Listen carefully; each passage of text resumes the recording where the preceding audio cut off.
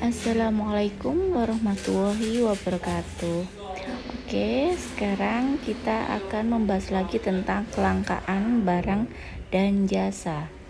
Barang dan jasa jumlahnya langka atau terbatas dikarenakan kelangkaan menyebabkan kebutuhan tidak terpenuhi. Ilmu ekonomi membahas cara manusia memenuhi kebutuhan hidupnya yang tidak terbatas dengan alat pemuas kebutuhan yang terbatas. Di sini saya contohkan dalam kehidupan sehari-hari, seperti kalian membutuhkan makan. Kalau makan dan minum adalah merupakan kebutuhan pokok. Kalau seandainya kalian menginginkan seperti tas atau sepatu, itu adalah kebutuhan mendadak. Jadi beda ya antara kebutuhan primer atau pokok dengan kebutuhan mendadak. Oke, saya di sini akan menjelaskan tentang ilmu ekonomi sama dengan ilmu pilihan. Memilih alternatif terbaik yang dapat mencegah pemborosan dan menghambur-hamburkan sumber daya. Oke, kita bahas di sini lagi. Setiap keputusan yang kita ambil dalam memenuhi kebutuhan harus berdasarkan rasionalitas atau kebutuhan yang sangat penting sekali, agar kita bisa membedakan mana yang benar-benar kebutuhan dan sekedar pemuas kebutuhan. Pilihan dan skala prioritas.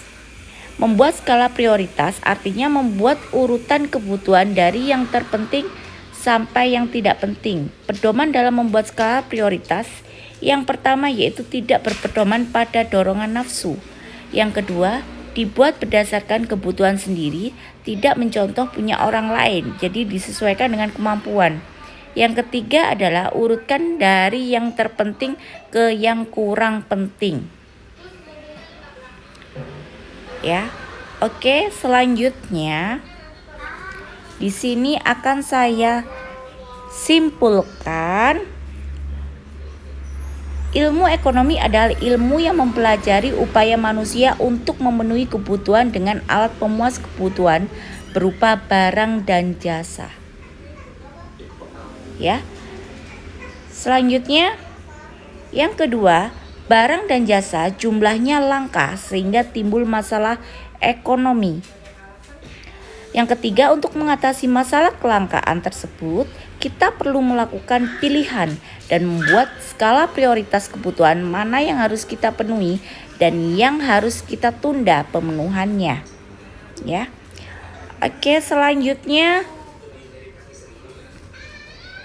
kalian boleh merangkum yang sudah Ibu jelaskan dan jawab latihan yang ada di sini. Ya. Yang kedua, mengapa kelangkaan menjadi suatu masalah dalam ekonomi, dan buatlah skala prioritas kalian ya sebagai pelajar SMK.